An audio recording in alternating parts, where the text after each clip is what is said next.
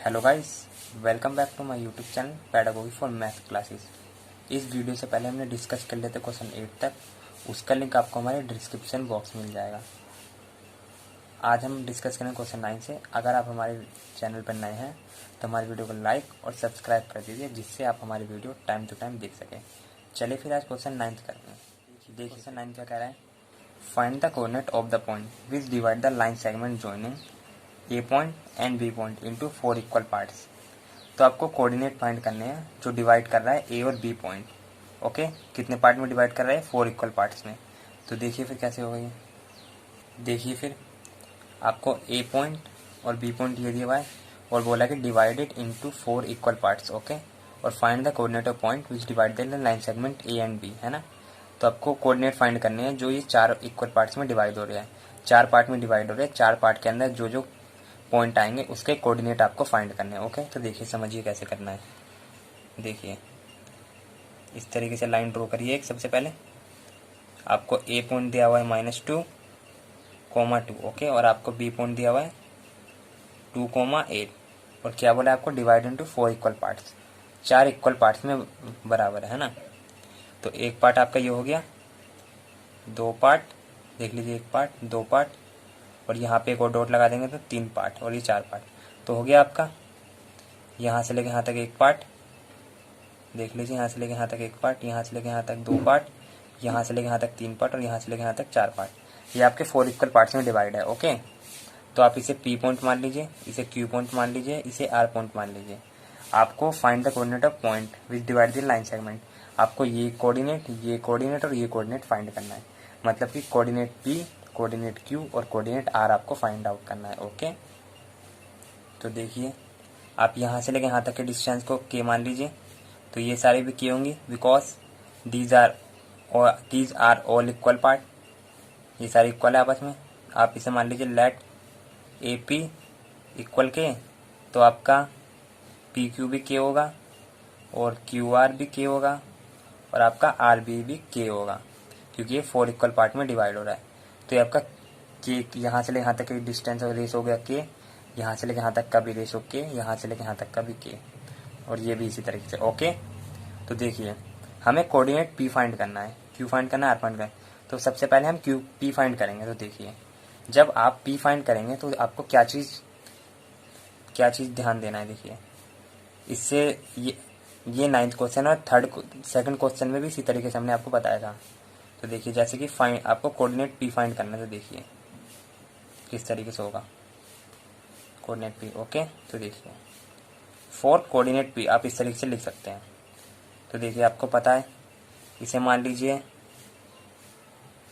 ये आपका x1 होगा, y1 होगा, x2 होगा, y2 होगा। इसे मान लीजिए x3, y3, इसे मान लीजिए x4, y4, इसे मान लीजिए x5, y5। ओके, तो देखिए फॉर कोऑर्डिनेट पी के लिए ये आपका x3 है, y3 में पता नहीं है, अभी फाइंड करना है आपको। ठीक है, तो देखिए सेक्शन फॉर्मूला आपको पता है। एक चीज़ और ध्यान दीजिए, जब आप इसका रेशो किस तरीके से बटेगा, जब आप पी पॉइंट की बात करेंगे, पी पॉइंट फाइंड करेंगे, तो यहाँ से लेकर यहाँ तक का रेशो के है। तो देखिए फॉर कोऑर्डिनेट पी, तो आपका ए पी जो होगा वो के दिया हुआ है, और यहाँ से लेकर यहाँ तक का आपको, जब कोऑर्डिनेट पी की बात करेंगे तो आप यहाँ से लेकर यहाँ तक का रेशो और यहाँ से लेकर यहाँ तक का रेशो ध्यान देंगे। भूल जाइए बीच में 2 पॉइंट है, इसे मानिए कि पॉइंट नहीं है, क्यू और आर कोई पॉइंट नहीं है। यहाँ से लेकर यहाँ तक सीधा आपको करना है, पी से लेकर बी तक। तो इसके बीच का रेशो के आ रहा है, जितने के है उसको ऐड कर देना है। तो पी भी आपका कितना हो गया? 3 के। ओके, तो इसका रेशो कितना हो गया? A P ratio P B कितना हो गया? के रेशो 3 के। ओके, तो मीन्स 1:3 आ गया आपका। कितना हो गया? 1:3। कोऑर्डिनेट पी के लिए इसका रेशो क्या है? 1:3। तो हमारे पे रेशो भी आ गया। तो अब हम फाइंड आउट कर सकते हैं कोऑर्डिनेट पी। जब आप पी की बात करेंगे तो यहाँ से लेकर यहाँ तक का रेशो और यहाँ से यहाँ तक के जितनी, एक बार के आ रहा है, फिर दूसरी बार के, फिर तीसरे, इन तीनों को ऐड कर देना है। तो यहाँ से लेकर यहाँ तक का रेशो तैयार हो जाएगा। जब आप क्यू की बात करेंगे तो पी और आर को भूल जाइए, सिर्फ ये ध्यान दीजिए ए से लेके क्यू तक और क्यू से लेके बी तक। तो ए से लेके क्यू तक 2 बार के आ रहा है, तो आपका इधर 2 के उधर 2 के, तो मतलब मिड पॉइंट फॉर्मूला लगेगा, दोनों रेशो सेम है। जब आप आर की बात करेंगे तो सिंपली इन दोनों को भूल जाइए, सिर्फ ए से लेके आर तक ध्यान दीजिए, यहाँ 3K होगा, और आर से लेके बी तक ध्यान दीजिए, यहाँ पे K होगा। ओके, तो आपको समझ आ गया होगा। तो देखिए इसे कैसे करेंगे फॉर कोऑर्डिनेट P। ओके, तो आपको पता है सेक्शन फॉर्मूला के अकॉर्डिंग ये x3 y3, P की बात करेंगे तो m1, आपको पता है m1 x2 लिख लीजिए, प्रॉब्लम आ रही तो m1 x2 m2 x1 upon m1 plus m2। देखिए y के लिए m2 y1 plus m1 y2 upon m1 plus m2। Okay, यहाँ 2 है तो 1 आएगा y1, यहाँ 1 है तो y2 आएगा। ओके, तो देखिए m1 की वैल्यू कितनी है कोऑर्डिनेट P के लिए, हम कोऑर्डिनेट P फाइंड कर रहे हैं, x3 और y3 हमने P पॉइंट का x है ये लिया है। तो देखिए m1 आपका 1 है, और x2 आपको कितना दिया हुआ है चेक करिए, x2 आपको 2 दिया हुआ है। ओके, प्लस m2 आपको 3 दिया है इंटू x1 माइनस 2। ओके, और m1 plus m2 1 plus 3, simply लिख दीजिए। m2 आपको 3 है, y1 आपका 2 है, देख लीजिए ये देखिए ना y1, प्लस m1 आपका 1 है, और y2 आपका कितना है 8, तो लिख दीजिए, और यहाँ कर दीजिए 1 प्लस 3। तो देखिए क्या होगा, 1 2 जा 2, 3 2 जा 6, तो माइनस 6, 1 प्लस 3 4, 3 2 जा 6, 1 8 जा 8, ये भी आपका 4 हो गया। 2 माइनस 6 आपका हो गया माइनस 4 अपॉन 4, और 6 प्लस 8 हो गया आपका 14 अपॉन 4। तो देखिए कितना आंसर आएगा, -1 अपॉन ये हो गया आपका 2 2 जा 4, 2 7 जा 14, तो 7 अपॉन 2। कोऑर्डिनेट P कितना आ गया आपका -1 7 अपॉन 2। x3 आपका -1 है, और ये y3 आपका 7/2 है। तो देख लीजिए पॉइंट P फाइंड हो गया। देखिए ये फाइंड हो गया आपका पॉइंट P। अब हमें Q और R निकालना है। तो देख लीजिए कोऑर्डिनेट P आपका फाइंड हो गया है। देखिए -1, 7/2 कोऑर्डिनेट P है ये। ओके, इस तरीके से हम लिख दें, बात तो वही है, सेम है। यहाँ x3 और y3। तो आप जब Q कोऑर्डिनेट फाइंड करेंगे तो आपके यहाँ से लेके यहाँ तक की डिस्टेंस, मतलब रेशो यहाँ से लेके यहाँ तक k प्लस के, और यहाँ से लेके यहाँ तक k प्लस के। जब आपको Q फाइंड करना है तो आपको इन दोनों को भूल जाना है। ओके, सिर्फ A से लेके Q तक और Q से लेके B तक ध्यान देना है। तो A से लेके Q तक k प्लस के, तो 2k इधर हो जाएगा और 2k उधर, तो 2 आ जाएगा। AQ 2 आएगा आपका, QB भी 2 आएगा। ओके, तो देख लीजिए। चलिए फिर Q कोऑर्डिनेट फाइंड करते हैं। चलिए फिर Q कोऑर्डिनेट देखते हैं। देखिए फिर Q कोऑर्डिनेट कैसे फाइंड करेंगे। जब आपको Q कोऑर्डिनेट फाइंड करना है तो आप P और R पे ध्यान मत दीजिए, सिर्फ A से लेके Q तक जो आपको कोऑर्डिनेट फाइंड करना है। तो आप स्टार्टिंग पॉइंट देखिए, और जो कोऑर्डिनेट आपको फाइंड करना है Q, तो A से लेके Q तक देखिए, और Q से लेके B तक। तो A से लेके Q तक का रेशियो कितना है k प्लस के, और Q से लेके B तक का रेशियो कितना है k प्लस के। ओके, तो आपका रेशियो कितना हो जाएगा AQ k प्लस के 2k, देख लीजिए, और आपका QB k प्लस के 2k। ओके, तो कितना रेशो आ गया आपका AQ रेशो QB 2:2, मीन्स दोनों बराबर है, m1 इक्वल m2। तो मिड पॉइंट फॉर्मूला अप्लाई होगा। ओके, तो मिड पॉइंट फॉर्मूला आपको पता होता है x1 प्लस x2 अपॉन 2। तो देखिए x4 y4, ये आपका मिड पॉइंट फॉर्मूला अप्लाई होगा। मिड पॉइंट फॉर्मूला क्या होता है, x1 plus x2 upon 2, y1 plus y2 upon 2। Okay, तो देखिए यहाँ से लेकर यहाँ तक 2k था, तो आप हमें रेशो की तरफ जरूरत नहीं है। मिड पॉइंट फॉर्मूला में सिर्फ x1 आपका -2 है, और x2 आपका 2 है, देख लीजिए, अपॉन 2। ओके, y1 आपका 2 है, और y2 आपका 8 दिया हुआ है, अपॉन 2। ओके, तो -2 ये आपका 0 हो गया, 0, 2 प्लस 8 10 अपॉन 2, तो ये आपका 5 आ गया। तो कितना आ गया 0,5, देख लीजिए। तो आपका पॉइंट, ये आपका पॉइंट Q कितना आ गया 0,5। ये कोऑर्डिनेट Q बोल दीजिए, या पॉइंट Q है ना, कोऑर्डिनेट ऑफ Q। आप ये भी से बोल सकते हैं coordinate of Q। Okay, Q coordinate कितना आ गया 0,5, देख लीजिए, ये भी हो गया, ये भी इजी है आपका।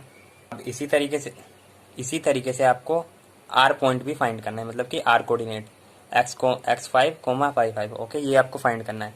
तो इसी तरीके से जब आप आर पॉइंट लेंगे तो आप यहाँ ए से लेके आर तक देखिए, पी और क्यू भूल जाइए कि पॉइंट नहीं है, भूलेगी इसमें भूल जाए कि पी और क्यू पॉइंट नहीं है, कोई भी पॉइंट नहीं है, सिर्फ यहाँ से लेके यहाँ तक देखिए, के प्लस के तो 3 के हो गया। यहाँ से लेके यहाँ तक, ए से लेके आर तक आपको देखना है, इसके बीच के जितने रेशो आ रहे हैं सबको प्लस कर देना है। तो यहाँ से लेके यहाँ तक कितना हो गया, ए आर से लेके 3 और आर बी से लेके कितना हो गया 1, तो 3:1 हो गया। इसका पॉइंट देख लीजिए, ए आर आपका हो गया 3 के और आर बी आपका कितना हो गया 1 के, ओके। 4 कोऑर्डिनेट आर कोऑर्डिनेट के लिए हो गया आपका, आप इस तरीके से लिख सकते हैं 4 coordinate R, 4 coordinate R, R coordinate के लिए आपका ए आर 3 के है और आर बी 1 के है, ओके। तो आप A R ratio R B 3:1 कर सकते हैं, बिल्कुल कर सकते हैं। तो 3:1 आ गया, ये आपका x5 और ये आपको y5 दिया हुआ है, ओके। तो अब यहाँ सेक्शन फॉर्मूला लगा दीजिए, ये पॉइंट आर के लिए निकाल लेना आप। ये देखिए फिर पॉइंट आर कैसे निकलेगा, m1x2 फॉर्मूला लिख दीजिए सबसे पहले, m1x2 plus m2x1 upon m1 plus m2, okay. फिर यहाँ लिख दीजिए m1y2 plus m2 y1 upon m1 plus m2, okay. देख लीजिए फॉर्मूला आपको समझ आ गया होगा। तो m1x2 देखिए, फिर m1 आपको 3 दिया हुआ है, 3 इंटू x2 आपको कितना दिया हुआ है, देखिए x2 आपको 2 दिया हुआ है, ओके।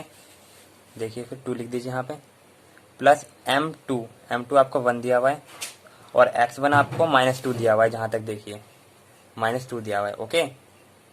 x1 तो देख लीजिए -2, ओके।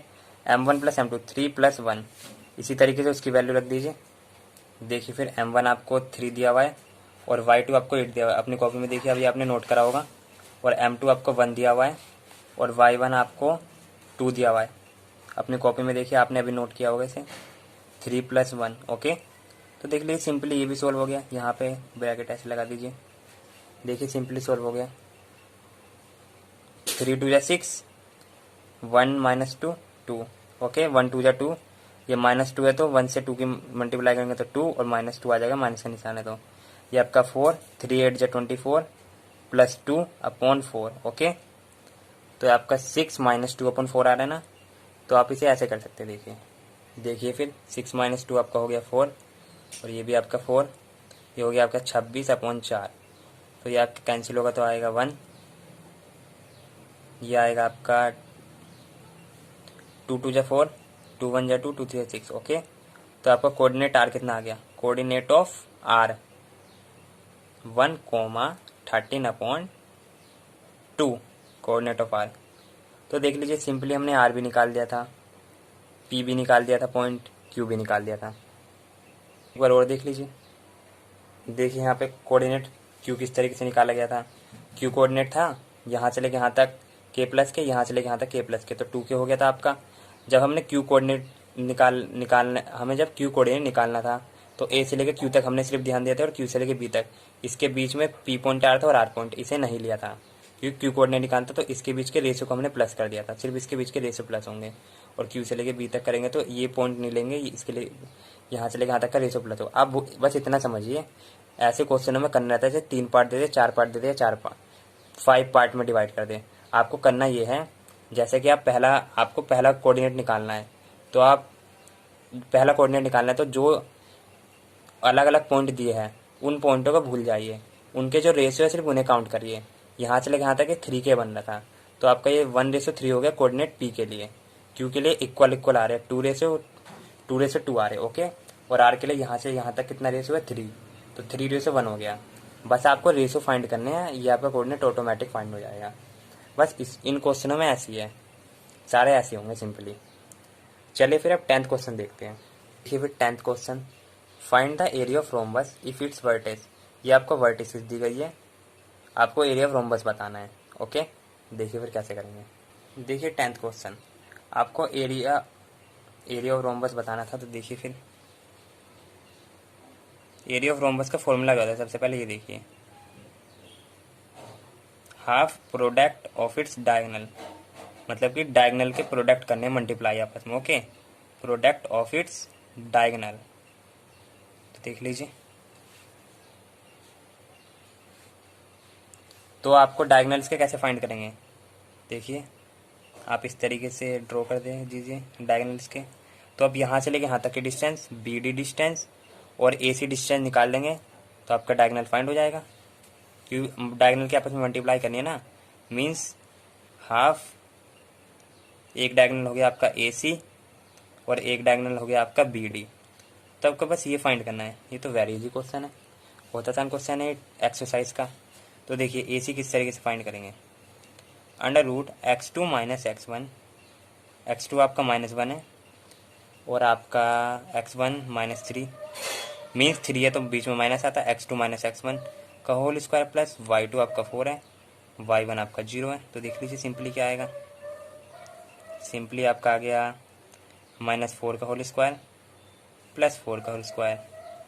तो देख लीजिए 16 प्लस 16 अंडर रूट 32, कितना आ गया 32। सिंपली आपका इसे अंडर रूट 32 आ गया। तो आप इसे इस तरीके से भी लिख सकते हैं, यहाँ एलसीएम ले लीजिए, 2 1 जा 2, 2 6 जा 12, 2 8 जा 16, 2 4 जा 8, 2 2 जा 4।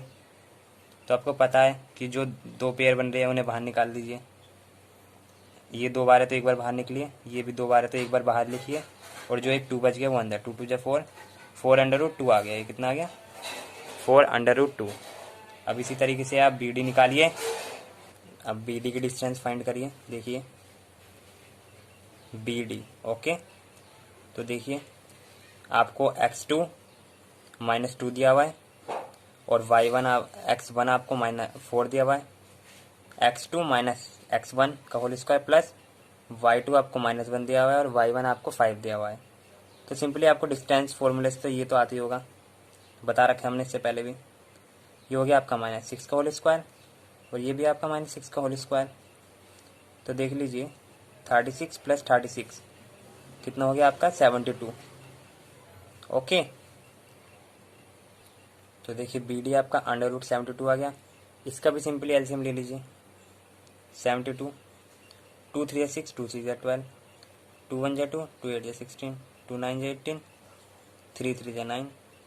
तो देखिए जो डिजिट 2 बार रिपीट हो रही है उसे बाहर लिख दीजिए।